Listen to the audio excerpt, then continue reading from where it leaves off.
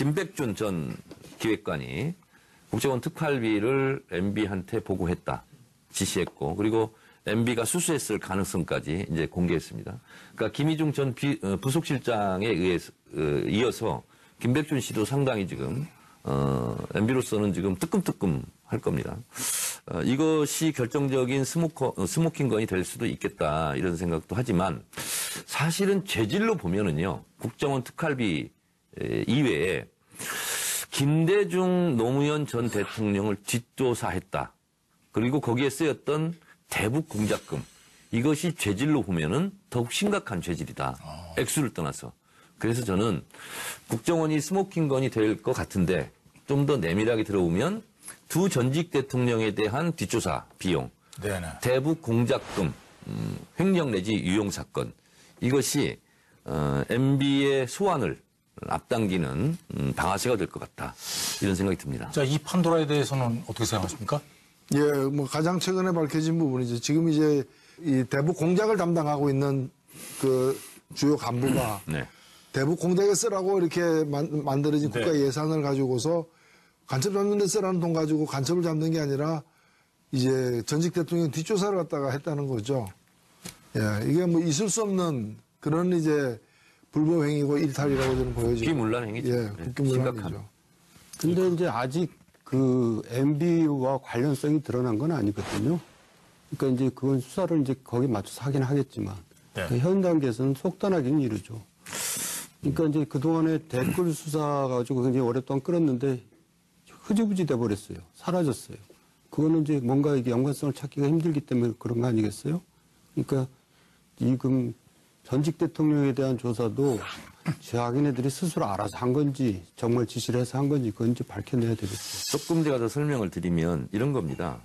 이게 이제 MB한테도 왜 개인적으로 위험한 것이 될 수 있냐면, 저도 국정원을 다루는 국회 정보위 간사, 야당 간사를 했어요. 그럼 예산결산특별위원회, 제가 소위원회 위원장이거든요. 근데 이 대북 공작금은 저도 따질 수 없는 돈입니다. 소위 말하는 블랙 요원들이 쓰는 돈이거든요. 근데 이거를 횡령하기가 아주 좋은 거예요.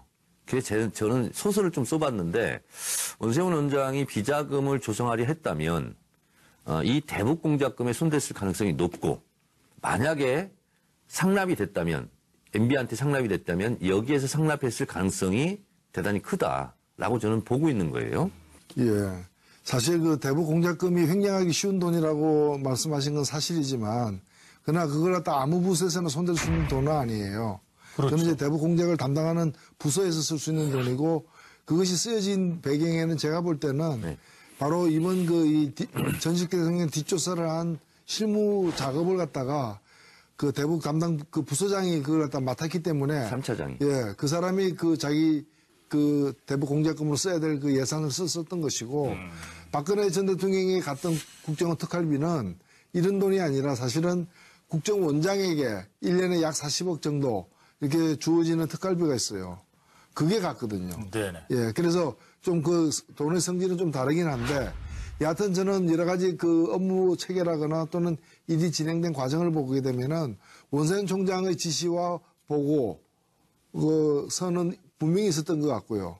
그 남은 문제는 뭔가 원세훈 국정원장과 MB와의 관계, 이 사안에 대해서 지시와 보고가 있었는가, 이게 핵심이 되겠죠. 그래서 이제 아까 노 의원 얘기가 순서가 좀 바뀌지 않았나 싶어요. 그러니까 그 3차장한테 맡겼기 때문에 대북 공작 담당하는 그 돈을 쓴 게 아니라 이제 그 돈은 쓰기가 편한 돈이고 또 액수도 많고 그러니까 3차장한테 꼭 맡긴 게 아닌가. 거꾸로 됐을 수도 있다. 그 돈을 쓰기 위해서 3차장한테 맡겼다고요. 예, 그거야 뭐, 근데 사실 제가 볼 때는 이런 일은 먼저 제일 믿을 만한 사람을 갖다 고르고 그 사람에게 이제 그 일을 하기 위한 여러 가지 조건을 갖춰주는 게 보통 순서가 아닌가 이렇게 생각되는데, 그거야 뭐 수사하면 나오겠죠. 아니, 근데 이 지금 뭐 첩보 영화처럼 이게 공작명을 붙였잖아요. 김대중 전 대통령은 데이비슨. 노무현 전 대통령은 연어. 이런 데이비스는 뭐고 연어는 뭡니까? 왜 이런 DJ의 D자를 따서 데이비드슨이라고 했다고 그러고, 연어는 이제 노무현 대통령이 봉하마을에 가셨으니까 연어처럼 이제 뭐 기양을 했다.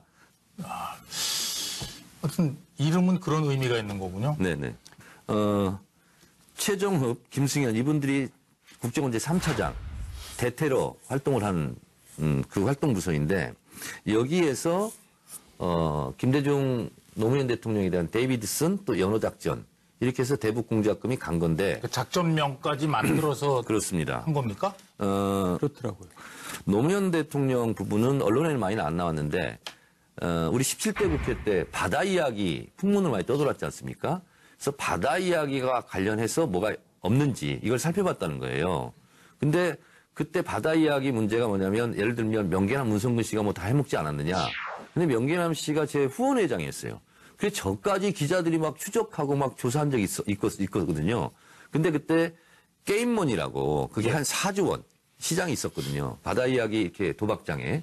그래서 거기에 무슨 전문용어로 야로가 있지 않았느냐. 근데 아무것도 아닌 걸로 됐는데 그걸 추적한다는 걸로 지금 언론 보도는 10억 원 정도를 지금 횡령한 건데 김대중 대통령 부분은 외국에 뭐 은행 계좌에 뭔 돈이 있는지 이런 풍문을 떠들던 거에 사실 조사할 필요도 없는 건데 그걸 뒷조사했고. 근데 이제 그 당시에 이제 DJ 비자금 문제가 이제 좀 돌아다녔어요. 증권가 이런 예, 그래서 이제 실제로 정보진이 지난번에 있었잖아요, 여기요. 예. 지난번에 국민의당 최고위였던 박주원. 이분이 검찰청 수사관 출신이거든요. 근데 이분이 이제 그걸 자기가 가지고 있다. 그래가지고 이제 그 당시 한나라당에 그걸 가지고 이제 좀 내고를 좀 한 거죠. 네. 그래가지고 저 안산시장 후보도 따냈는데 그게 2008년 얘기거든요. 또 주성용 의원은 그걸 냅다 받아가지고 또 그걸 언론에 또 2008년 말 2009년 이 무렵이죠. 예.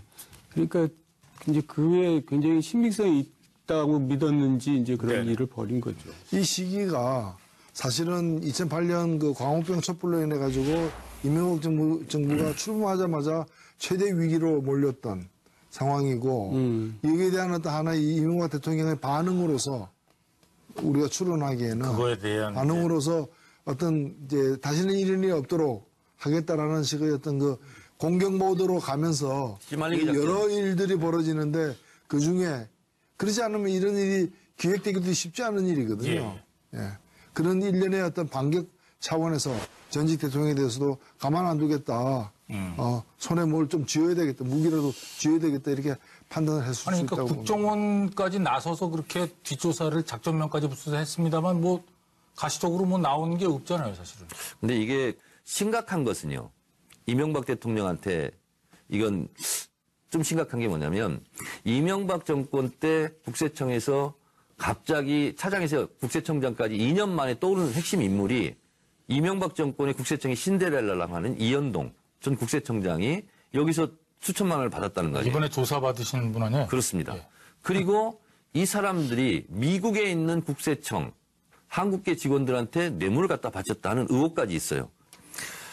검찰도 그렇고 국정원도 그렇고 어떤 개인의 비리를 확실하게 잡으려는 것은 돈의 흐름을 추적하는 거잖아요. 계좌 추적이라든가. 근데 그런 능력은 국정원과 검찰이 없습니다. 그래서 다 국세청의 도움을 받아야 돼요.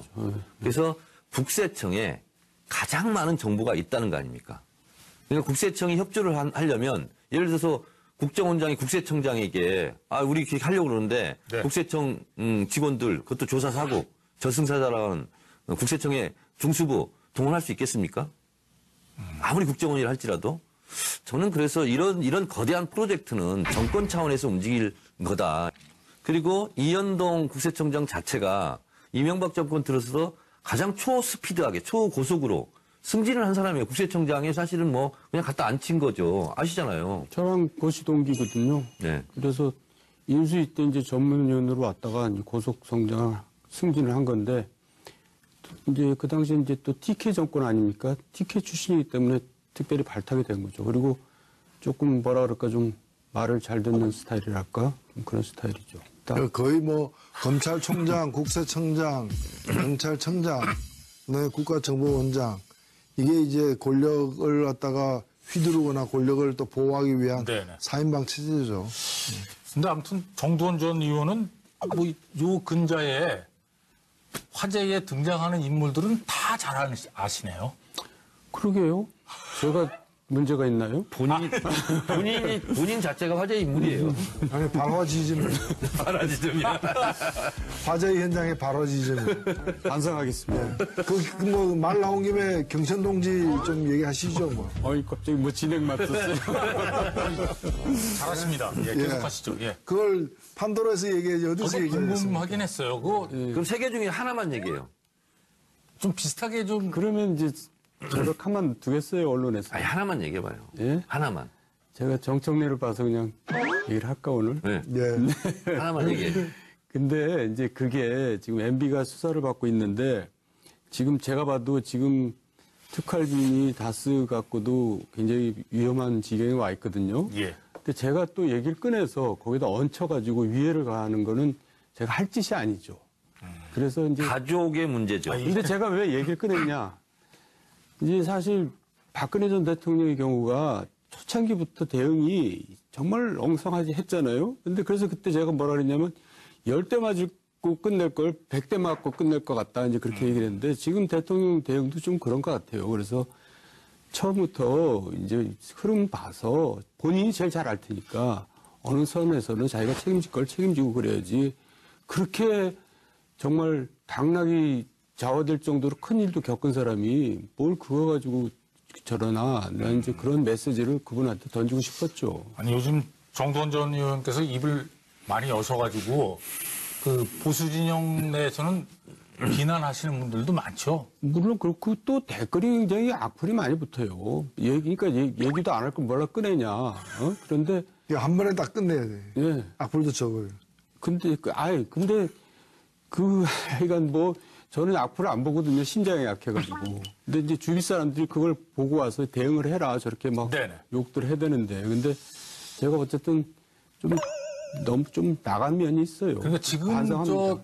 나간 김에 이럴 때 그냥 하나 쓱 던지고 가는 거예요. 아니 우리가 그 강제할 수는 없고요. 경천 동지할 일이라고 얘기하신 것들이 지금 검찰에서 수사하고 있는 내용하고 연관이 있습니까? 전혀 연관이 없죠. 전혀 다른 사안입니까? 예. 다른 사안이랍니다. 제가 봤을 때는 가족에 얽힌 어떤 비화 뭐 이런 것 같아요. 뭐 그렇게 가능한 얘기예요. 또 소설 쓰시려고요? 아니 가능한 얘기라고 하잖아요. 가족 문제라고. 그 정도로 하고. 네, 얘기 안 하실 거죠? 예. 바가가 안 되네. 자, 이명박 전 대통령을 향한 수사가 이제 막바지에 접어든 듯한데요. 먼저 노회찬 의원께서는 다스는 누구 겁니까? 이 질문에 대한 답은 이제 나온 거라고 보십니까? 어떻습니까? 뭐 다스가 누구 거냐라는 것은 많은 물음이 있었지만 이제 온 국민의 상식처럼 되어버렸다고 봅니다. 남은 일은 이제 그 본인이 부인을 하고 시인하고 있지 않기 때문에 네. 그걸 본인의 입을 빌리지 않고 입증할 수 있는 그런 어떤 명확한 증거를 갖다가 검찰이 찾아내는 게 남아있는 과제다 저는 그렇게 생각합니다. 다스는 누구 거냐? 본인만 몰라요. 다 알고 있는데. 제가 다스 관련해서 네. 이번 판도라는 나오기 위해서 제가 좀 두루두루 취재를 많이 해봤어요. 검찰 분위기라든가. 근데 영포 빌딩에 대해서 압수수색을 3번이나 했습니다. 왜 3번이나 했겠어요? 그러니까 거기에 뭔가 심각한 게 지금 발견이 됐고, BH 문건이라든가, 그리고 다스 문건이라든가, 그리고 대통령 기록물도 나와서 그건 본인이 인정을 했어요. 일단 대통령 기록물법 위반은 본인이 시인하게 돼서 이것도 사실 징역 7년이라거든요. 심각한 겁니다. 그게 그렇게 커요? 그렇습니다. 그래서 검찰 분위기는 굉장히 사기가 올라갔다는 거예요. 일단 하나는 확실한 건 지금 이제 잡았으니까. 그리고 거기에 엄청난 비밀이 있는 문건들이 다수 확보됐다라는 거고. 그래서 검찰이 굉장히 자신감을 갖고 있다. 그래서 제가 취재해 본 바로는 언론에서는 평창올림픽 이후에 송환할 것이다. 이런 분위기가 많이 보도가 됐지 않습니까? 그래서 실제로 취재를 해보니까 그것이 정해진 건 없다. 검찰이 어떻게 그런 걸 고려해서 하냐. 원리 원칙대로 하겠다.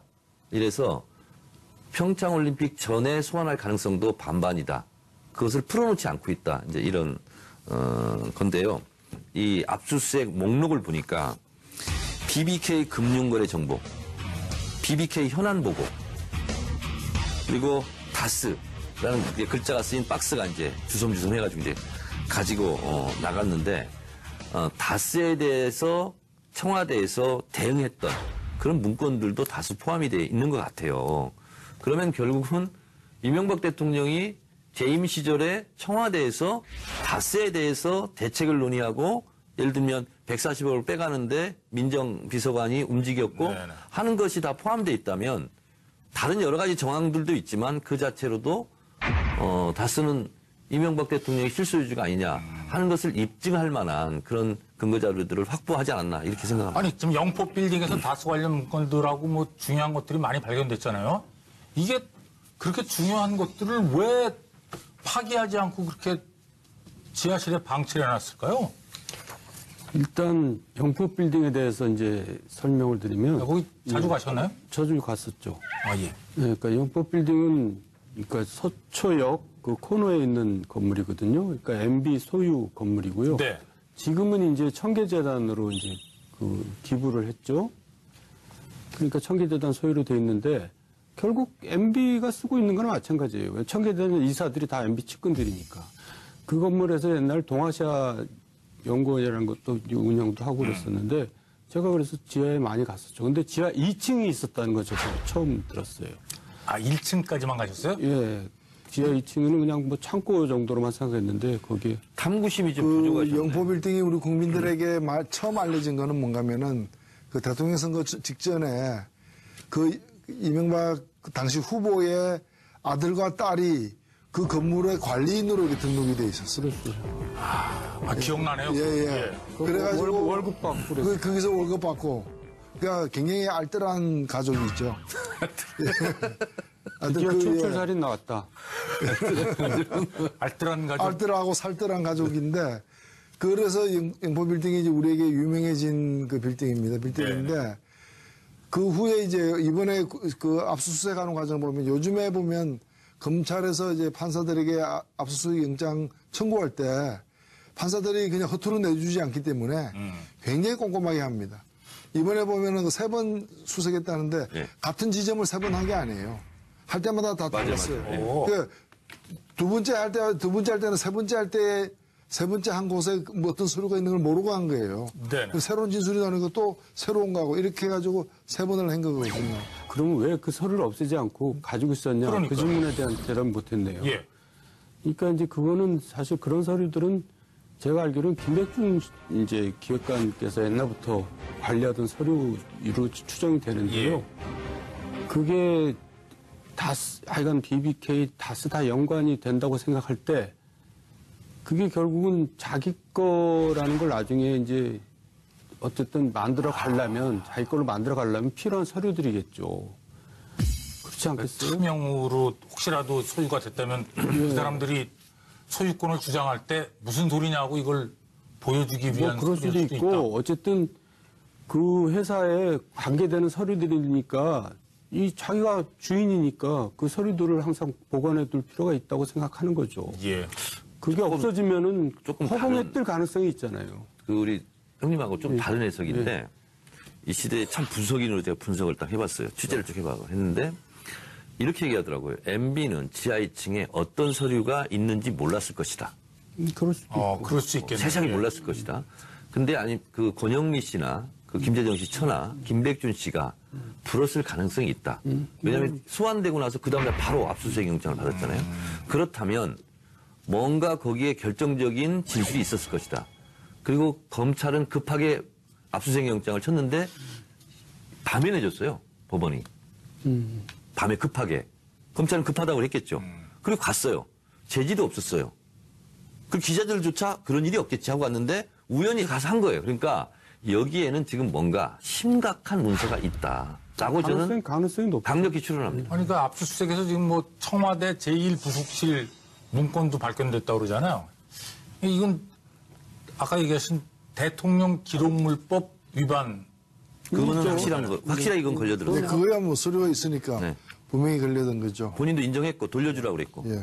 정부 기록 보존소에 이제 보내라고 한 이유는 네. 그걸 검찰에서 보지 말고 빨리 보내라 이제 이 얘기인데 어쨌든 잘못을 인정을 한 거죠. 그건. 하여튼 뭐 지금 뭐 MB 목적까지 지금 이제 검찰의 수사 칼날이 이제 온 건 사실인데 MB 관련해서 뭐 주변 사람들 이동영, 이시영 막 녹취록 막 나오잖아요. 그래서 그 녹취록을 다 정리해봤어요, 제가. 근데 아무리 봐도 이거는 MB 거가 아니면 나올 수 없는 다 이 발언들이에요. 예를 들면 이동영 같은 경우는 시영이는 MB 믿고 자기 것이라고 회사에서 마음대로 하고 있잖아. 이런 발언도 있고. 이동영 씨가 이분이 이상은 씨 아들 아닙니까? 네네. 회장님 의견이 중요하잖아. 아무리 필요 없는 의견이라 해도 회장님 의견도 중요하잖아. 이상은 씨 자기가 지금 회장이잖아, 명목상. 근데 아무리 필요 없어도 뭐 필요 없는 의견이라도 이런 식으로 그냥 거의 뭐 기어가는 목소리를 하고요. 이동영 그 부사장 있잖아요. 그건 뭐 너를 위해서 그러는 거야. 우리 아버지가 너 천천히 승진하라고 하고 그건 다 너를 위해서 MB를 위해서 하는 거야. 오해하지 마라 이런 식이에요. 근데 이시영은요. 이동영보다 동생이거든요. 그런데 상당히 사촌 동생이죠. 고압적으로 막 얘기를 해요. 그래 봤을 때 제가 봤을 때 이제 꼭지만 딸 일만 남았다. 그런 생각이 듭니다. 그러니까 그거를 왜 서두르게 됐냐. 아무래도 이제 큰형님이 연로하시고 예. 또 건강도 이제 연로하신 분들은 건강이 어떻게 될지 모르고 그러니까 좀 서두른 것 같아요. 아니, 이동영 씨하고 이시영 씨 얘기는 있고 녹취록에 등장하는 김동혁이라는 분도 계시잖아요. 김동혁 씨. 네네네. 제가 또 잘 알죠. 그러니까, 잘 아십니까? 그러니까 아시는 분이 말씀. MB 누님의 아들이죠. 아, 그러니까 고종 그러니까- 조카네요. 역시 사촌이네요. 예, 조카. 근데 이분도 이제 딱 걸려들었어요. 뭐냐면 본인이 어머니한테 상속을 받은 건물과 땅 이런 게 있었는데 본인 거라고 계속 주장을 했어요. 초창기 진술은. 네. 근데 검찰이 그럼 임대료 얼마씩 받았어? 답변을 못 했대요. 그래서 MB 것을 차명으로 내가 갖고 있었다. 이렇게 또 증언을 했다는 아니, 거예요. 그래서 차명 재산이라고 확실하게 진술을 네, 했어요? 진술했대요. 그러니까 자기가 이제 또 검찰에서 뭔가 법적으로 불법적인 게 있었겠죠. 그러니까 검찰에서 그럼 당신은 이걸로 들어간다 하니까 이제 그냥 또 실토를 해버린 아니, 거죠. 그러니까 방금 나온 김동혁 씨는 잘 아신다고 그랬잖아요. 예. 예전부터 MB 대통령 주변에 항상 있었죠. 일을 계속 하고 있었나요? 뭐 특별한 일은 없고요. 항상 주변에 있었어요. 서울시장 선거 때도 뭐 아니, 그러니까 이제 돕고 했다면서요. 예, 그러니까 조카를 데려다가 일을 시킨 거군요. 아니 자기가 와서 일을 하죠. 아니, 뭐 시키지 조카니까. 않아도 그냥 예. 가서 해요? 예. 자, 다스 관계자의 대화 내용 중에 MB 사인이 있는 문건의 존재가 등장해서 관심이 모아지고 있습니다. 특검 수사를 앞두고 다스가 폐기한 자료 중에 MB 사인이 있는 자료가 있었다라는 다스 직원의 증언도 있었다고 그러죠. 이게 뭐 어떤 의미입니까? 그것은 뭐냐면 이제 다스 하청업체들이 돈을 걷어가지고 한 200억 정도 갖다 주는데 나중에 받아야 되잖아요. 근데 다른 사람 거 필요 없다. MB 당신이 실소유주니까 당신이 돌려주겠다는 것을 사인해라. 그래서 사인을 했다는 것을 본 녹취가 지금 나온 거예요. 800개 녹취 파일 중에서 이제 이게 녹취록 내용. 그 중에 이제 있는 내용인데 자료 제출한 거 맞네요. 확인했어요. 분량 많은데 이거 나가면 장난 아니겠어요. MB 사인 있고 주고받은 거 다 있네요. 뭐 이렇게 얘기를 해요. 그리고 MB 사인 있었던 거, 주고받았던 거 완전히 그거 핵심이니까. 이제 이런 이제 녹취록은 있지만 그 녹취록에 나오는 MB 사인 문건을 보지는 않았다. 그러나 MB 사인이 있는 것 같다. 이렇게 얘기했는데요. 그 이제 이게 만약에 이 문건이 발견되면 더 이상 할 말이 없는 거죠. 아니, 이게 2002년 서울시장 선거 당시 얘기라고 하는데 정도원 전 의원께서는 뭐 좀 아시는 거 없습니까? 여기에 대해서? 저는 돈 문제는 잘 모르죠. 돈은 그 김희중, 김백준 씨만 관리하죠. 야, 이게 황금을 보기를 뭐. 아니 그게 아니라 제가 낄 일이 아니라 이거 있고. 업무 영역이 달랐던 거예요. 예. 또 저는 돈 문제는 이제 가급적 안 끼려고 했었죠. 잘하셨습니다. 이게 결과적으로. 지금 보면 추세가 가까이 있던 분들 중에 예를 들면은 이제 국정원에서 예산을 담당하는 기조실장 2명. 그렇죠. 이제 자기가 이제 돈을 청와대에 건네주는데 어떤 역할을 했는가 액수까지 다 얘기하기 진술을 했죠. 시작했고. 그 다음에 가장 가까운 사람 제1부속실, 제2부속실 각각 1명씩. 이 또 지금 등을 돌리고 얘기를 하고 있죠. 제2부속실은 아니고. 아니 제2부속실에게 그 행정관에게 돈을 전달했다. A 행정관. 예, 행정관에게. 제2부속실 A 행정관. 행정관에 늘 얘기를 했죠. 얘기하고 그다음에 김백준 씨는 이제 뭐 집사는 사람 없는 입을 열기 시작했고. 예, 입을 열기 시작했고 이제 그렇기 때문에 저는 이제부터가 오히려 이제까지는 전부 다 정황 증거였다면 이제부터는 직접 증거와 연관된 그런 부분들이 나올 가능성이 매우 높아졌다 이렇게 보입니다. 다 입을 열고 있는데 정두원 의원님만 지금 입을 안 열고 있네요. 그동안 많이 여셨어요. 많이 하셨습니까? 네. 그렇죠? 저는 이제 권력이 살아있을 때 입을 많이 열었죠, 오히려. 지금은 오히려 뭐 말을 이제 아껴야 되고 또 아끼는 편이죠. 그때 비해는. 그때는 정말 저는 입을 많이 열었어요. 실제 권력으로 살아있을 때. 그래가지고 결국 이제 무슨 일도 당했는지 모르지만은. 그때 입 열기 정말 잘했어요. 안 그러면 지금 수사받고 있을지 몰라요. 그래도 저도 좀 부귀영화를 누렸으면 그런 생각도 있어요. 별로 재미도 못 봐가지고. 누리고 가. 판도라를 여는 사람이 돼야지 판도라 안에 있으면 안 돼.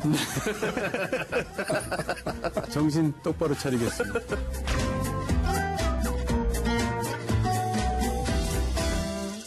아무튼 뭐 이런저런 일들이 계속 MB 대통령, 이명박 전 대통령을 향해서 가고 있는데 지난번 입장 발표한 이후에 이명박 전 대통령 측은 이렇다 할 대응을 하지 않고 있는데 말이죠. 이게 대응을 할 필요가 없다고 보는 겁니까? 아니면 대응할 수가 없는 겁니까? 어떻게 후자에 보십니까? 가깝죠. 그러니까 후자겠죠. 저쪽 카드를 알아야 대응을 하는데 저쪽 네. 카드를 잘 모르니까 대응을 잘 못하는 거죠. 제가 볼 때는 서초동에 가는 거는 뭐 피할 수 없을 것 같고 예. 미시령을 넘느냐 안 넘느냐 미시령이 아니라 남태령 남태령. 깜짝 놀랐습니다. 그분은 전두환 대통령이었지 미시령을 넘은 분은. 남태령을 꼭 넘겨야 되느냐는 고민의 필요가 있어요. 이 정권도. 왜냐하면 우리나라는 이제 늘 얘기하지만 구속을 너무 남발하는 이제 그런 경향이 있는 데다가 이제 어쨌든 구속을 시키면 좀 역풍은 불죠. 그 강도가 뭐 그렇게 클 것 같지는 않지만 이롭지는 않아요. 그러니까 이제 MB도 제가 말씀드렸잖아요. 이미 노무현 전 대통령 수사 때 구속시키지 말라고 했단 말이에요. 그러니까 영리한 거죠. 왜 내가 내 손에 피를 묻히냐.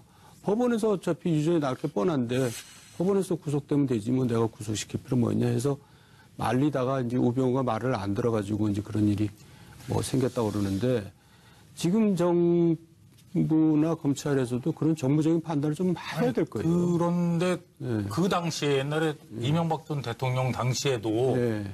그 서슬이 포럴 때도 검찰에 얘기했는데 그대로 안 됐다는 거 아닙니까? 우병우가 좀 특별한 사람이겠죠. 그렇다면 지금 이 정부가 검찰에 대해서 뭐 얘기도 이래라 안 저래라 한다고 또 안 하고 군다고 이래라 저래라 하지 않을 뿐만 아니라 예. 그런다고 또 말을 들을 윤석열 지검장도 아니에요. 그리고 그것이 옳지도 않아요. 그렇게 이래라 저래라 하는 것도. 청와대 관여할 필요 없어요. 그랬어요. 검찰과 원칙대로 그냥. 그 법원에 맡겨야 돼요. 예. 네네. 자, 이 판도라에 대해서 짧게 평하고 끝내죠. 예, 그 하여간 뭐 정리를 잘 해주셨는데 저도 뭐 어쨌든 걱정이 됩니다. 한때 그래도 같이 모셨던, 같이 일했던 분이기 때문에. 걱정이 됩니다. 예. 저는 국정원도 걱정이 됩니다. 이 국정원이 이렇게 되면 정말 모든 그 부패 비리 사건의 약방의 감초처럼 등장하는데요. 네네. 정말 이번에야말로 대수술을 해야 되지 않느냐. 아무튼 본연의 임무에 충실한 정보기관으로 거듭나기를 바라봅니다. 자, 다음 판도라는 노회찬 의원께서 준비하셨죠? 예. 우리 사회에서 많은 사람들이 들어가고 싶어 하는 곳 중에 하나가 공공기관이에요.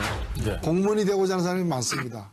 뭐 30만 명 정도가 지금 그 들어가기 위해서 소위 공시생의 어떤 그런 과정을 거치고도 있다고 하는데 최근에 정부가 공공기관들의 채용 비리에 관해서 조사를 갖다가 대대적으로 했어요.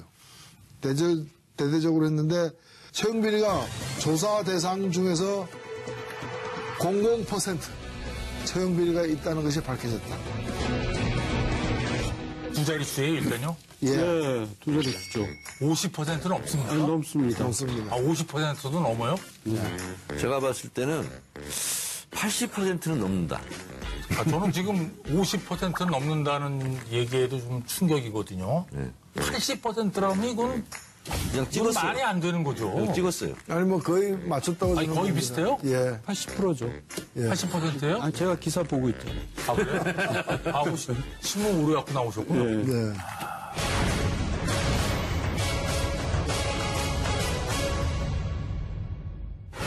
이 불평등이 만연한 우리 사회에서 이 네. 불평등만 가지고도 고통스러운데 이 불평등이 공정한 경쟁 끝의 불평등이 아니라 불공정한 경쟁 끝에 만들어진 불평등이라면은 이거는 정말 화가 나는 부분이거든요. 사실 지난 우리 촛불 때 보면은 이른바 그 정유라 씨 부모 잘 만나서 대학 들어가고 수업 안 받고 성적 나오고 이런 걸 보면서 많은 청소년들도 화가 나지 않았습니까? 사실 대학 나와가지고 직장을 얻는데 첫 직장을 얻는데 18개월이 걸린다 그래요. 평균 1년 6개월이 걸린다는 얘기죠. 그리고 자기가 그렇게 해서 애써서 들어간 직장, 네. 첫 직장에서 어느 정도 재직하느냐. 그렇게 힘들게 들어간 직장에서 보통 평균 15개월을 근무한다 그래요. 첫 직장에서. 아, 그렇게 짧아요? 예, 1년 반쯤 지나니까 아, 이게 아니구나. 나는 제대로 살려면 또 옮겨야 되는구나. 그리고 그런 판에 이 공무원이라거나 또는 공공단체 이런 데는 굉장히 좋은 직장인 건 사실이죠. 네.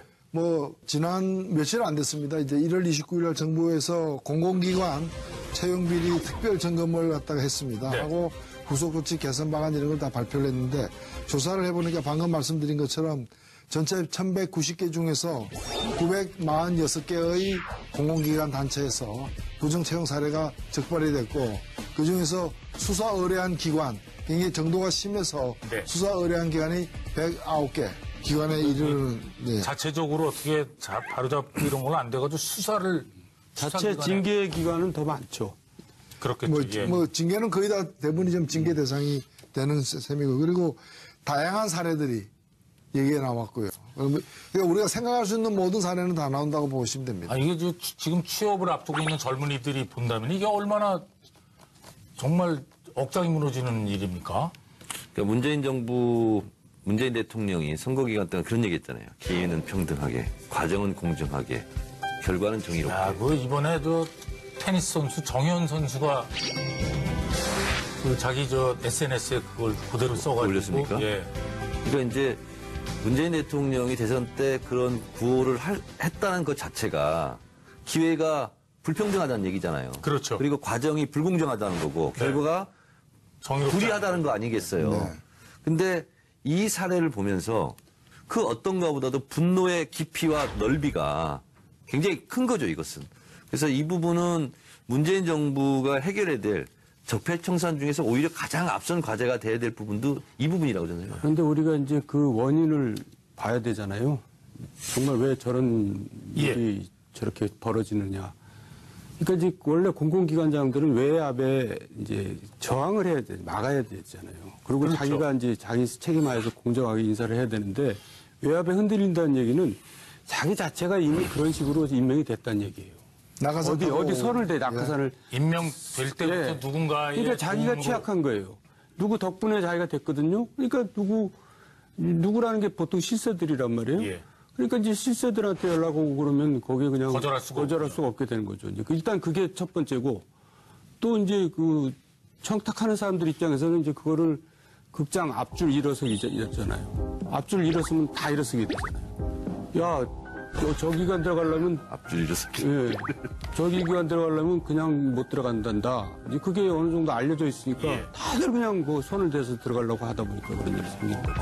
아니 그래도 이게 사실은 그 어떤 기관에도 기관장만 있는 게 아니라 그 밑에 또 사람들이 많이 있잖아요. 그러니까 다른 사람들까지 이런 채용비를 알게 되면 이게 분명히 밖으로 새 나갈 텐데 그러니까 이제 별별 기상천외한 꼼수들을 쓰는 거죠. 예, 뭐 강원랜드 같은 경우에는 사장만이 아니라 주요 간부들도 다 이렇게 이 일에 관련이 돼 있습니다. 그래서 후임 사장이 와서 후임 사장이 아주 중요한 역할을 했는데 와서 문제가 심각한 걸 보고서 네. 가만히 있다가는 자기도 연루될 수 있잖아요. 그렇죠. 자기 재임 시절에 자기 그 부하들이 부정 채용하게 되면 자기도 책임을 져야 되는 거 아니에요. 그래서 이 사람이 어떻게 했는가 하면 검찰에다가 그 인사 관련 자료가 들어가 있는 그 컴퓨터 있죠. 컴퓨터를 통째로 들고 검찰청에 갖다 줬어요.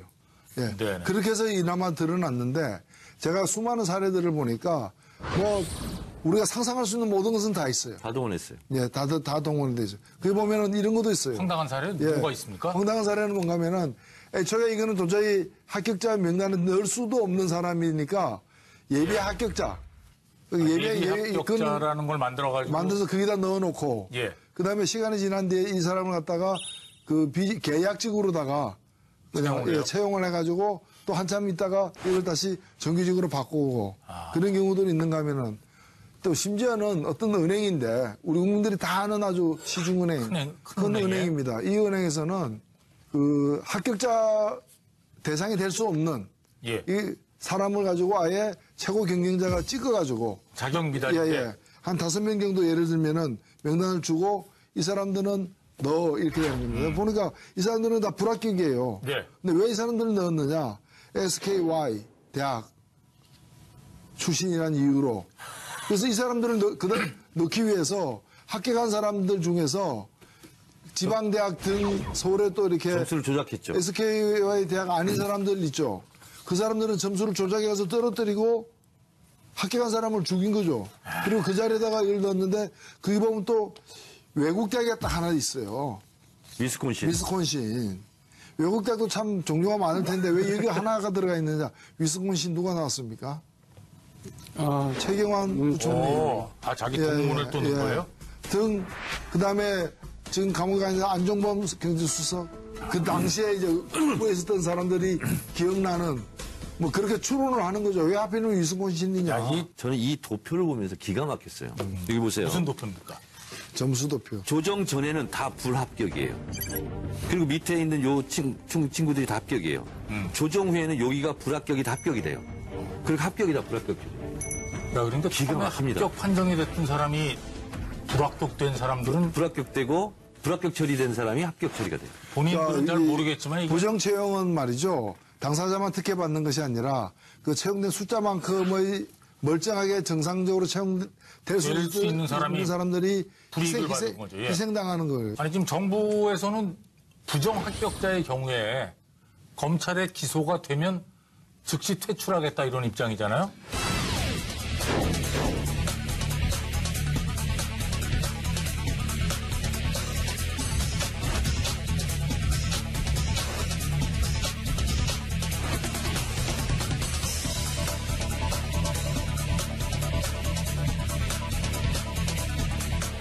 근데 아직 그 제대로 안 이루어지고 있고요. 안 되고 그러니까 있어요. 이제 정부 방침은 부정 그렇습니까? 채용이 확인되면은 네. 이걸 그 청탁한 사람 있잖아요. 그리고 청탁 들어준 사람을 기소하게 했는데 이 사람이 기소됐을 때는 그러니까 제가 합격을 했는데 저를 갖다가 청탁한 사람, 제 청탁을 들어준 사람이 기소되면은 저는 면직 처분 받도록 징계위원회에 걸쳐서 했는데 이 절차가 아직 안 끝났어요. 안 끝나서 지금 강원랜드도 대부분이 지금 그대로 있고요. 그 다음에 기소가 안 된 경우는 어떻게 할 거냐. 기소 안 된 경우에도 이렇게 속여서 입학한 경우에는 나중에 본인은 가만히 있었는데 우리 뭐 부모가 나서가지고 막 했다고 하더라도 자기가 그 부정 채용이 드러나면은 이제 그 자리를 갖다 내놔야 되는 것이 이제까지 판례예요. 제가 찾아보니까. 그런데 이제 이런 경우도 사실 있어요. 세상 일이 참 복잡하잖아요. 어떤 경우는 지금 노 의원 얘기처럼 자기는 모르죠. 부모가 걱정돼서 이제 부탁을 했는데. 채용된 본인은 모르는 경우죠. 부탁을 했는데 실제로 이 어떤 경우가 있냐면 실제로 입학부터 연수까지 종합 성적이 1등인 거예요. 원래 실력이 있는 사람인데 괜히 부탁을 한 거예요? 아니요. 그러니까 이런 거 있어요. 그러니까 이 사람은 부탁했는데 강력하게 그 부탁을 갖다가 거절할 수 없는 부탁을 했는데 실은 이 사람의 점수가 부탁 안 해도 합격할 점수였어. 그렇더라도 이거는 안 돼요. 왜냐면은 내가 시험장에 가서 컨닝을 했어. 시험 보는데 옆자리에 컨닝했는데 저보다 공부 못하는 사람이 컨닝한 거야. 별 도움이 안 돼도 내가 큰 행 했으면은 그건 부정행위죠. 그러네요. 예, 그건 그렇습니다. 그래서 이거는 물론 이제 다만 하나 이런 게 있어요. 제가 알지 못하는, 저희 부모나 이런 사람이 아니고 제가 알지 못하는 사람이 그냥 무슨 이유인지도 모르지만 저를 집어넣으려고 부탁해가 들어갔다 이럴 때는 해당이 안 되더라고요. 그래서 밀접한 관계가 있어야 돼요. 근데 그렇게 우수한 성적으로 1등으로 합격할 정도면 어떤 직장에 가도 되지 않겠습니까? 그러니까 이제 근데 부모들이 이제 걱정이 돼서 예외적인 상황을 하나 말씀하신 거죠. 그러니까 이제 제가 아까 얘기했잖아요. 극장 앞줄 일어서기. 막 앞줄 일어서면 다 일어서듯이 막 부탁한다니까 네네. 자기 아들 걱정, 딸 걱정이 돼가서 이제 부탁을 하는 거예요. 그러니까 지금 이제 남는 문제가 뭐가 있냐면 말이죠. 이제 이미 우리가 이제 판도라 상자가 열리듯이 이런 네. 부정 채용의 실태가 어느 정도 드러나지 않았습니까? 드러났는데 이 드러난 이 상황을 어떻게 수습할 것이냐. 예. 그러면 일단 이 문제와 관련해 가지고 그러면 당연히 부정 청탁한 사람 그리고 이번에 보면은 부정 청탁을 들어준 기관장들 109군데 그 수사기관에 수사 의뢰를 했어요. 그리고 공공기관 기관장은 사퇴하도록 조치를 했어요. 그런데 부정 청탁 한 사람이 있잖아요. 이 한 사람. 예.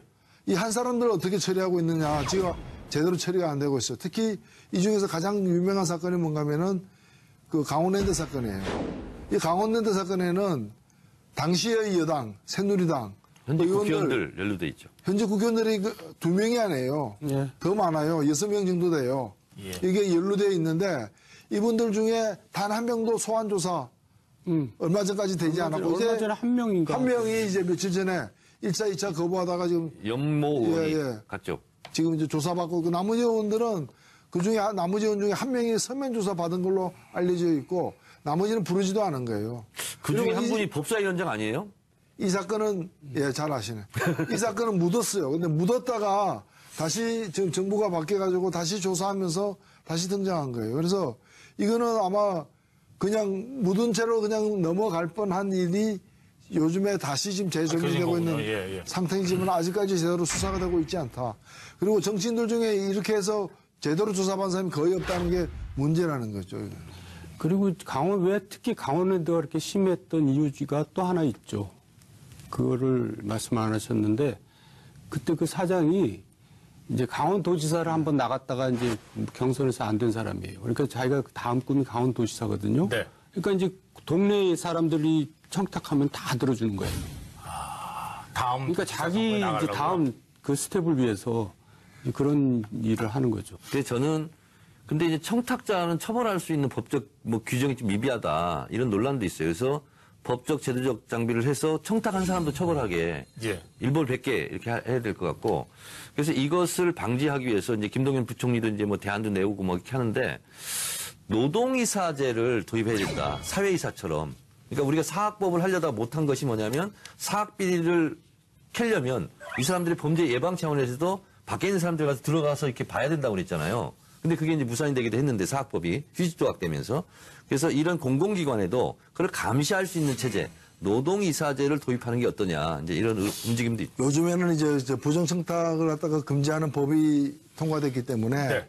앞으로 그런 일이 잦아들겠지만 얼마 전까지만 하더라도 국회 본회의장에서 국회의원들이 이렇게 문자 보내는 게 사진기자한테 들킬 때 보면은 그런 어떤 청탁, 자리 청탁하는, 채용을 청탁하는 걸 갖다가 지역구 민원을 들어주는 걸로 이렇게 그냥 좋은 행위로다가 이해하고 한 경우들이 없지 않아요. 많아요. 근데 제가 기억나는 것이 노무현 대통령이 처음 당선된 지역구가 제가 고향이에요. 제가 살던 지역이 예. 우리 부모도 살았고 그래서 제가 그 케이스를 아는데 처음 당선됐을 때 80몇 년, 88년인가 88년도. 예. 부산 동구. 예. 그 직후에 한 지역 그 우리 유권자가 그 지역구 사무실 찾아가가지고 우리의 이력서 좀 놓고 갑니다. 했다가 당신이 이거 안 갖고 가면 고발하겠다. 이래가지고 사람들이 전부 다 저 사람 진짜 정치 못한다. 나중에 노력하다 안 됐다고 하면 될 일을 갖다가 아니 실제 이게 싫어합니다. 네네. 근데 우리 부모님한테 들은 얘기인데 그 저도 처음에는 야 유별난 사람 하나 있구나 이제 이렇게 사실 생각을 했는데 그렇게 안 하면 안 되는 거예요. 이제는 문화가 바뀌어야 되는 거죠. 그렇죠. 예, 그럴 수밖에 없습니다. 제 경우는 어떻게 했냐면 뭐 다들 그렇게 할 것 같아요. 부탁이 많이 들어오거든요. 예. 그래서 서랍에 이제 이력서가 이렇게 있죠. 그러면 그 기관에다가 이제 저 부탁을 합니다. 가급적 결과를 좀 빨리 알려달라. 그래서 이제 결과를 안 됐도 빨리 알려줘야지 그래도 뭐가 성의 표시가 되지. 자기가 본인이 먼저 알고 있으면 아무것도 안 한 게 드러나잖아요. 그러니까는 결과를 알기 전에 힘을 썼지만 떨어졌습니다. 잘 안 됐습니다. 이렇게 얘기하는 거예요? 그런 정도 저 얘기는 하죠. 이 문재인 정부 출범한 다음에요. 제가 무슨 실세도 아니잖아요. 근데 진짜 인사청탁 이런 전화 많이 와요. 실세 아니에요? 아니에요. 근데 참 그 곤란해요, 입장. 허세예요, 그럼? 저는 뭐 완전 허세죠. 그래서 허세만 부리고 있어요, 지금. 전화 오면 실세고, 저처럼 전화 안 오면 허세입니다. 네. 근데 저는 그냥 모르는 척 해요, 솔직히. 뭐 어떻게, 전화를 어떻게 해요, 지금 같은 지금 우리가 분위기에서. 좀 얘기를 쭉 했습니다만 웃으면서도 막 얘기했지만 이게 사실 웃을 일은 아니에요. 하도 어이가 없어서 웃는 거죠, 지금. 자, 그러면 이번 판도라에 대해서 뭐 짧게 평하고 넘어가죠. 예. 분노해야 할 일이면서도 하여간 우리가 이거를 이번 기회에 이제 확실하게 좀 정리를 하는 그런 계기가 됐으면 좋겠습니다. 네. 분노해야 한다. 네. 정의당 원내대표답게 정의로운 대한민국을 위해서 반드시 필요한 해결해야 될 과제이다. 곧 정의당이 입당하실 것 같은데요. 받아주지 않을 것 같습니다. 입당 원서 내면 어떻게 되는 겁니까? 예, 뭐, 더불어민주당 탈당하고 정의당이 입당 원서를 낸다면. 뭐, 소정의 절차를 잘 통과할 것 같습니다. 아니, 문재인 대통령 따님도 정의당 당원이라면요. 저는 멋있더라고요. 왜냐하면 딸도 대통령도 아버지도 멋있더라고요. 그 딸이요, 예전에 2012년인가 아버지가 독립문 근처에서 무슨 행사를 했어요. 뭐 그 대선 출정식인가 뭐 했는데 안 나오니까 기자들이 물었어요. 그랬더니 그 다혜 씨가 뭐라 했냐면 아버지는 아버지고 나는 나다. 이렇게 아버지라도 딸에게 강요를 하면 안 돼요. 물론이죠. 네. 저는 사실 자칫 잘못하면 이 개인의 선택을 네. 마치 그 어떤 조직의 뭐를 위해서 홍보의 수단으로 쓰는 것처럼 보일까봐 말씀드리기가 굉장히 조심스러워요. 예. 조심스러운데 저희들은 일단 이 문다희씨만이 아니라 정의당을 선택한 모든 사람들에게 사실 다 고맙고요. 또 그 뜻을 저희들은 소중하게 생각을 하고 또 다 뭐 정의당 당원이라면 누구의 딸이거나 누구의 아들일 텐데 그 누구냐가 중요하지 않잖아요. 본인이 중요한 것이고. 예, 뭐 그런 점에서 우리 사회에서도 이걸 좀 자연스럽게 받아들여줬으면 좋겠어요. 너무 언론에서도 마치 정의당에 수많은 당원들이 있는데 딱 한 사람에게만 아버지가 누구라는 이유로 막 조명을 가하는 게 본인에게도 저희 죄송스럽기도 하고 그래서 그런 점에서 너무 그런 이제 뭐 충분히 있을 수 있는 관심이긴 하지만은 이제 좀 자연스럽게 받아들여줬으면 좋겠다. 예. 역시 평가도 정의롭군요. 이상하신데? 있어요. 증권가 이런 예, 그래서 이제 실제로 정보진이 지난번에 있었잖아요, 여기요. 예. 지난번에 국민의당 최고위였던 박주원. 이분이 검찰청 수사관 출신이거든요. 근데 이분이 이제 그거를 자기가 가지고 있다. 그래가지고 이제 그 당시 한나라당에 그걸 가지고 이제 좀 내고를 좀 한 거죠. 네. 그래가지고 안산시장 후보도 따냈는데 그게 2008년 얘기거든요. 또 주성용 의원은 그걸 냅다 받아가지고 또 그걸 언론에 또 2008년 말 2009년 이 무렵이죠. 예. 그러니까 이제 그에 굉장히 신빙성이 있다고 믿었는지 이제 그런 일을 벌인 거죠. 이 시기가 사실은 2008년 그 광우병 촛불로 인해 가지고 이명박 정부가 출범하자마자 최대 위기로 몰렸던 상황이고 여기에 대한 어떤 하나의 이명박 대통령의 반응으로서 우리가 추론하기에는 그거에 대한 반응으로서 어떤 이제 다시는 이런 일이 없도록 하겠다라는 식의 어떤 그 공격 모드로 가면서 씨말리기 작전. 여러 일들이 벌어지는데 그 중에 그러지 않으면 이런 일이 기획되기도 쉽지 않은 일이거든요. 예. 그런 일련의 어떤 반격 차원에서 전직 대통령에 대해서도 가만 안 두겠다. 손에 뭘 좀 쥐어야 되겠다. 무기라도 쥐어야 되겠다. 이렇게 판단을 했을 수 아니, 있다고 그러니까 봅니다. 국정원까지 나서서 그렇게 뒷조사를 작전면까지 했습니다만 뭐 가시적으로 뭐 나오는 게 없잖아요, 사실은. 근데 이게 심각한 것은요. 이명박 대통령한테 이건 좀 심각한 게 뭐냐면 이명박 정권 때 국세청에서 갑자기 차장에서 국세청장까지 2년 만에 떠오르는 핵심 인물이 이명박 정권의 국세청의 신데렐라라고 하는 이현동 전 국세청장이 여기서 수천만 원을 받았다는 거죠. 이번에 조사받으신 분 아니에요? 그렇습니다. 예. 그리고 이 사람들이 미국에 있는 국세청, 한국계 직원들한테 뇌물을 갖다 바쳤다는 의혹까지 있어요. 검찰도 그렇고 국정원도 그렇고 어떤 개인의 비리를 확실하게 잡으려는 것은 돈의 흐름을 추적하는 거잖아요. 계좌 추적이라든가. 근데 그런 능력은 국정원과 검찰이 없습니다. 그래서 다 국세청의 도움을 받아야 돼요. 그래서 국세청에 가장 많은 정보가 있다는 거 아닙니까? 그러니까 국세청이 협조를 하려면 예를 들어서 국정원장이 국세청장에게 우리 이렇게 하려고 그러는데 네. 국세청 직원들 그것도 조사사고 저승사자라는 국세청의 중수부 동원할 수 있겠습니까? 아무리 국정원이라 할지라도 저는 그래서 이런 거대한 프로젝트는 정권 차원에서 움직일 거다. 그리고 이현동 국세청장 자체가 이명박 정권 들어서도 가장 초스피드하게 초고속으로 승진을 한 사람이에요. 국세청장에 사실은 뭐 그냥 갖다 앉힌 거죠. 아시잖아요. 저랑 고시 동기거든요. 네. 그래서 인수위 때 이제 전문위원으로 왔다가 이제 고속 성장 승진을 한 건데 이제 그 당시에 이제 또 TK 정권 아닙니까? TK 출신이기 때문에 특별히 발탁이 된 거죠. 그리고 조금 뭐라 그럴까 좀 말을 잘 듣는 스타일이랄까 좀 그런 스타일이죠. 그 대북 담당 그 부서장이 그걸 갖다 맡았기 때문에 3차장이. 예, 그 사람이 그 자기 그 대북 공작금으로 써야 될 그 예산을 썼던 것이고 박근혜 전 대통령이 갔던 국정원 특활비는 이런 돈이 아니라 사실은 국정원장에게 1년에 약 40억 정도 이렇게 주어지는 특활비가 있어요.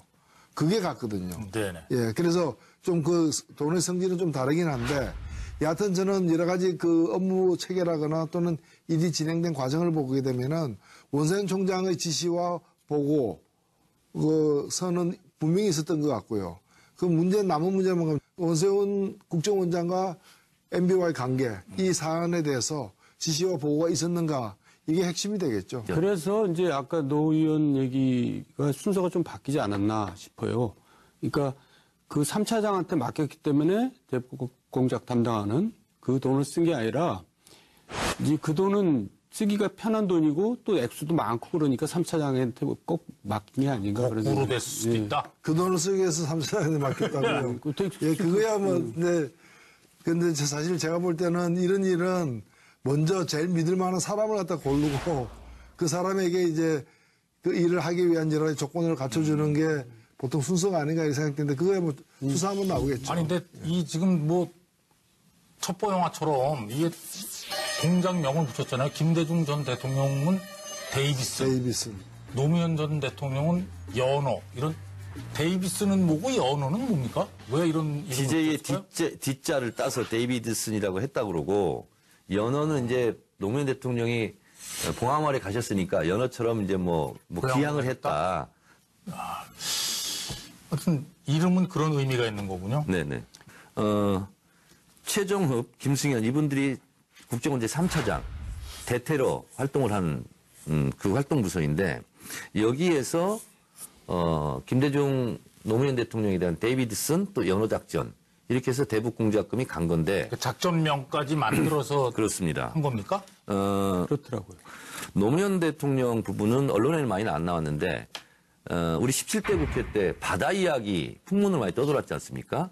그래서 바다 이야기가 관련해서 뭐가 없는지 이걸 살펴봤다는 거예요. 근데 그때 바다 이야기 문제가 뭐냐면 예를 들면 명계남 문성근 씨가 뭐 다 해먹지 않았느냐. 근데 명계남 씨가 제 후원회장이었어요. 그래서 저까지 기자들이 막 추적하고 막 조사한 적이 있거든요. 근데 그때 게임몬이라고 그게 한 4조 원 시장이 있었거든요. 바다 이야기 이렇게 도박장에. 그래서 거기에 무슨 전문 용어로 야로가 있지 않았느냐. 근데 아무것도 아닌 걸로 됐는데 그걸 추적한다는 걸로 지금 언론 보도는 10억 원 정도를 지금 횡령한 건데 김대중 대통령 부분은 외국에 뭐 은행 계좌에 뭔 돈이 있는지 이런 풍문을 떠들던 거예요. 사실 조사할 필요도 없는 건데 그걸 뒷조사했고. 근데 이제 그 당시에 이제 DJ 비자금 문제가 이제 좀 돌아다녔어요. 거의 뭐 검찰총장, 국세청장, 경찰청장, 국가정보원장 이게 이제 권력을 갖다가 휘두르거나 권력을 또 보호하기 위한 네네. 4인방 체제죠. 근데 아무튼 정두원 전 의원은 뭐 요 근자에 화제에 등장하는 인물들은 다 잘 아시네요. 그러게요. 제가 문제가 있나요? 본인 자체가 화제 인물이에요. 아니, 발화지즘. 바라지점이야. 화재 현장의 발화지즘. 반성하겠습니다.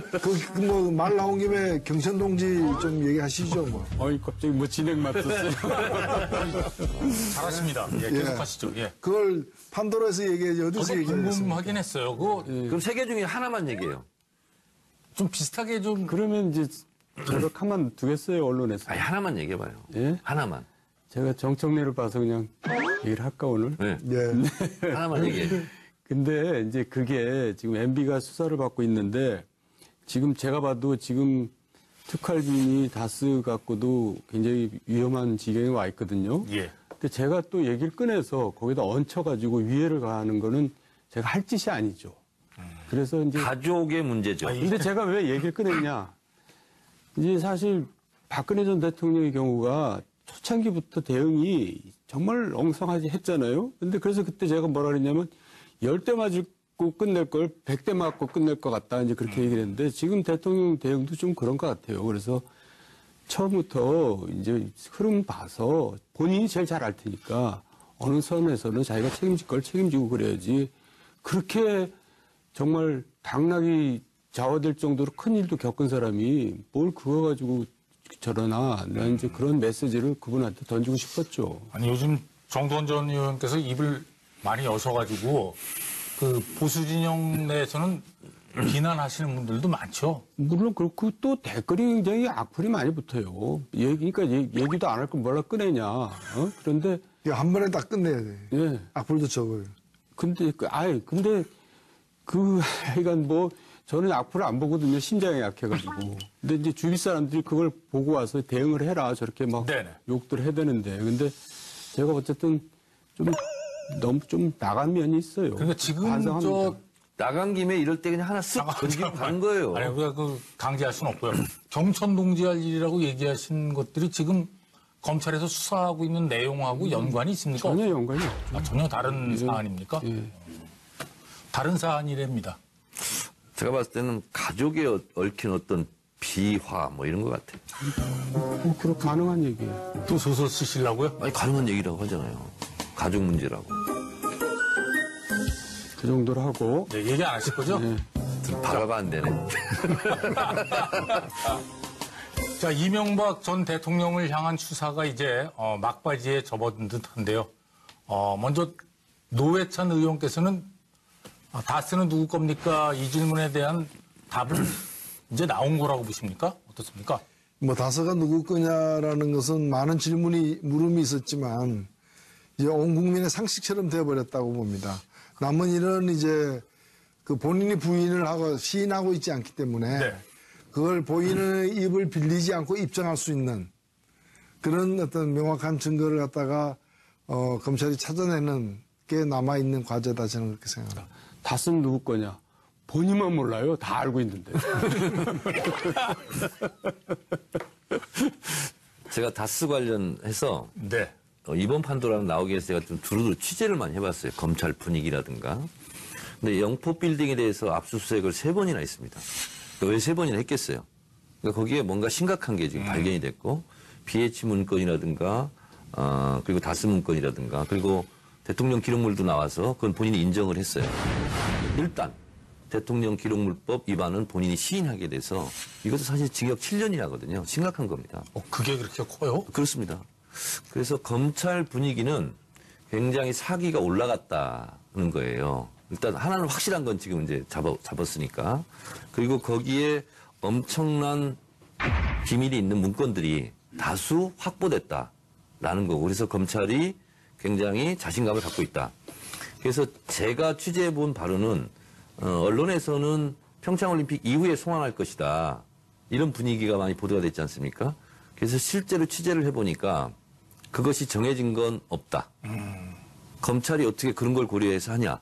원리 원칙대로 하겠다. 이래서 평창올림픽 전에 소환할 가능성도 반반이다. 그것을 풀어놓지 않고 있다. 이제 이런 건데요. 이 압수수색 목록을 보니까 BBK 금융거래 정보, BBK 현안 보고, 그리고 다스라는 이제 글자가 쓰인 박스가 이제 주섬주섬 해가지고 이제 가지고 나갔는데 다스에 대해서 청와대에서 대응했던 그런 문건들도 다수 포함이 되어 있는 것 같아요. 그러면 결국은 이명박 대통령이 재임 시절에 청와대에서 다스에 대해서 대책을 논의하고 예를 들면 140억을 빼가는데 민정비서관이 움직였고 네네. 하는 것이 다 포함되어 있다면 다른 여러 가지 정황들도 있지만 그 자체로도 다스는 이명박 대통령의 실소유주가 아니냐 하는 것을 입증할 만한 그런 근거 자료들을 확보하지 않았나 이렇게 생각합니다. 아니, 지금 영포 빌딩에서 다스 관련 문건들하고 뭐 중요한 것들이 많이 발견됐잖아요. 이게 그렇게 중요한 것들을 왜 파기하지 않고 그렇게 지하실에 방치를 해놨을까요? 일단 영포 빌딩에 대해서 이제 설명을 드리면 거기 자주 가셨나요? 자주 갔었죠. 아, 예. 예, 그러니까 영포 빌딩은 그러니까 서초역 그 코너에 있는 건물. 김백준 전 기획관이 국정원 특활비를 MB한테 보고했다, 지시했고, 그리고 MB가 수수했을 가능성까지 이제 공개했습니다. 그러니까 김희중 전 부속실장에 이어서 김백준 씨도 상당히 지금 MB로서는 지금 뜨끔뜨끔 할 겁니다. 이것이 결정적인 스모킹건이 될 수도 있겠다 이런 생각도 하지만 사실은 죄질로 보면은요 국정원 특활비 이외에 김대중 노무현 전 대통령을 뒷조사했다. 그리고 거기에 쓰였던 대북 공작금 이것이 죄질로 보면은 더욱 심각한 죄질이다. 액수를 떠나서. 그래서 저는 국정원이 스모킹건이 될 것 같은데 좀 더 내밀하게 들어오면 두 전직 대통령에 대한 뒷조사 비용, 네네. 대북 공작금, 횡령 내지 유용 사건 이것이 MB의 소환을 앞당기는 방아쇠가 될 것 같다 이런 생각이 듭니다. 자, 이 판도라에 대해서는 어떻게 생각하십니까?